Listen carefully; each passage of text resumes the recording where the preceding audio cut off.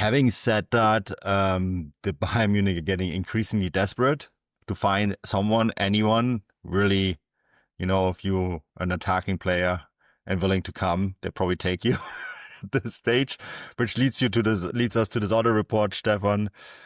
My poor friend Jürgen Kors from Ruhr-Nachrichten, who, by the way, is an excellent reporter, and he has a great podcast in German on Dortmund, where he reports all things Dortmund.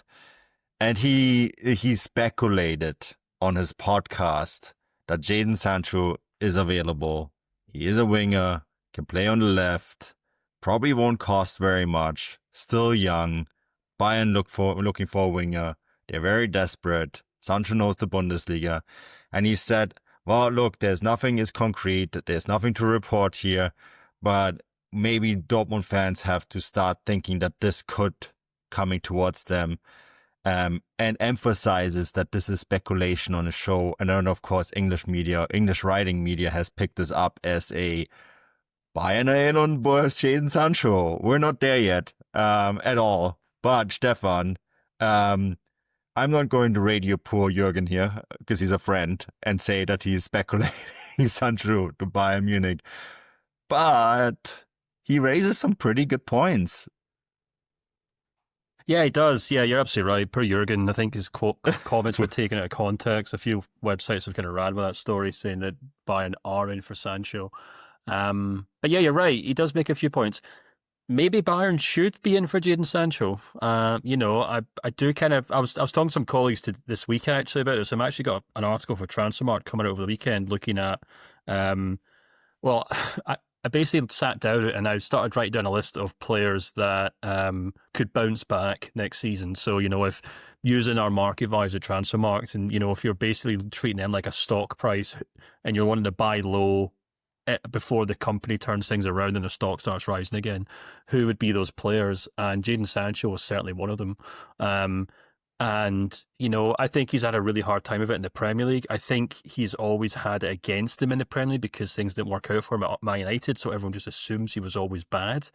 I think that kind of ignores the fact that he finished the season with 0.36 non-penalty goals and assists in the Premier League for Chelsea last season, which isn't great. It's not great by his standards. It's not great by any standards, but it's only marginally below Noni Madueke, who's set to join Arsenal for the best part of 60 million euros. It's not 100 miles off Cole Palmer, who got 0.54, who obviously scored a lot of penalties last season as well for Chelsea. And to be honest with you, like the best player in that Chelsea team was Nicholas Jackson on 0.61. So he was playing in a Chelsea team that weren't very good in an attacking sense, not many goals and assists across that front line, and he was finding it. He was by no means the worst player in that Chelsea team. And okay, yeah, they chose not to sign him, but again, if you can point to a good Chelsea signing or a Chelsea signing either that they've made to sign a player or to sell a player the last 2 or 3 years that's made sense, I'll call you a liar because I'm struggling to make any sense of it. And to be perfectly honest with you, I think with the Sancho situation with Chelsea, I would 100% put it down to them saying, how sellable is he? Rather than how good a player is he, how useful would he be in Enzo Maresca's team next season. It all comes down to sellability with Chelsea. And I just think they've probably realised, look, we couldn't flip him in 3 or 4 months when they brought him on loan, turned his reputation around. So there's no point in us keeping hold of him and not being able to sell him. So I think they've honestly just let him go based on those, metrics alone. And I think a savvy club could pick up Jadon Sancho this summer and turn things around. We know what he can do in the Bundesliga. It's worth saying that 0.36 goals and assists this season wasn't entirely far off what he achieved at Dortmund when he was on loan. Last season, of course, when they obviously helped him get to the Champions League final when he was a really important player for them in that run to the Champions League final. I think he'd be a really interesting player, Manu. He's different from the wingers that they would have on board, I suppose, in terms of Kingsley Coman, in terms of Serge Gnabry. Serge Gnabry's far more direct.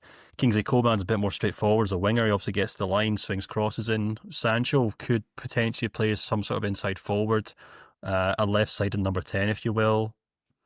Before you know it, you've got another playmaker in your team who can maybe help cover for, Musiala's departure. So it's It's a lot of ifs and buts, and I know he wouldn't really quench the appetite of Bayern fans who are screaming for like a big kind of blockbuster signing this summer. But if they go out and sign Voldemade for the best part of what, 60 million euros, and then if they go out and sign, they need our centre defender, they need our left back, and our right back, etc., etc. If they go out and spend 120, 140 million euros on all these players, and then pick up Jadon Sancho to help do a shift on the left wing, then I've heard of worse ideas, man. No, and definitely there's definitely worse ideas out there. And he does fulfill a lot of your needs. I think the thing that stands between such a move is the way Bayern Munich think and identify and target players. And this dates back to conversations I remember having around the time with Leroy Sané.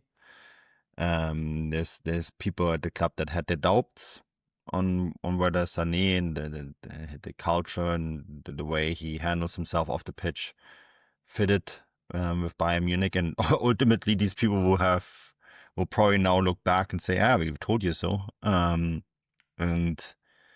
I wonder if they have the same reservations about Sancho. They certainly have the same reservations about Javi Simmons, and I think the one thing that they're really worried about at the moment is who controls the dressing room. I think you'll be in a little bit of a different situation when it comes to bringing in a player like Sancho or Javi Simmons, if Thomas Müller was still there, who very much controlled the dressing room and put people back in place.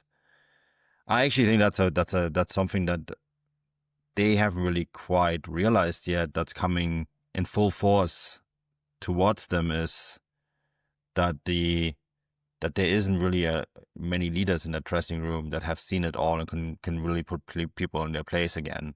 Kimmich thinks he's that person. I don't think he is. Manuel Neuer is a force of nature, but he's pretty quiet. So I do wonder if you put in a Sancho in that dressing room, who's going to tell him to shut up and get on with it? Kimmich? No, but that's not gonna work. That just creates conflict. It has in the past. You're right. I mean, I think the interesting thing is the Sancho in England, his reputation is very different from his reputation in Germany. And that's one of the reasons why he obviously pushed for that loan move to Dortmund. And Dortmund were happy to say, look, we know what he's like. We know how he behaves. We know how to treat him. We know how to get the best out of him. And sure enough, they did. He wasn't a diva when he was on loan at Dortmund. He did the hard work. And we talked about this on that run to the Champions League final, but he really did put a shift in on that right wing or that left wing whenever he was played. I remember at times seeing he was almost like a target man in the way that every ball went through him. And he was working hard off the ball, tracking down fullbacks, cutting, getting back to make tackles and things like that. So I think I'd be a bit reluctant to kind of typecast him or to say he's not interested in football. I think he is. And I think he's maybe at a point in his career where he says, do you know what? Whatever my dreams of playing the Premier League were, I've obviously just made the wrong decisions, both at Manchester United and Chelsea. And the Bundesliga's far more fertile ground for him in terms of getting his career back on track. So, as Jurgen was alluding to in that podcast, he's obviously saying that Dortmund fans would love to have him back, and you never know. There's obviously a report this week that Duranville's picked up a shoulder injury. He had to have surgery. He's going to be out for a long time, so maybe Dortmund could be in for Sancho. You never know.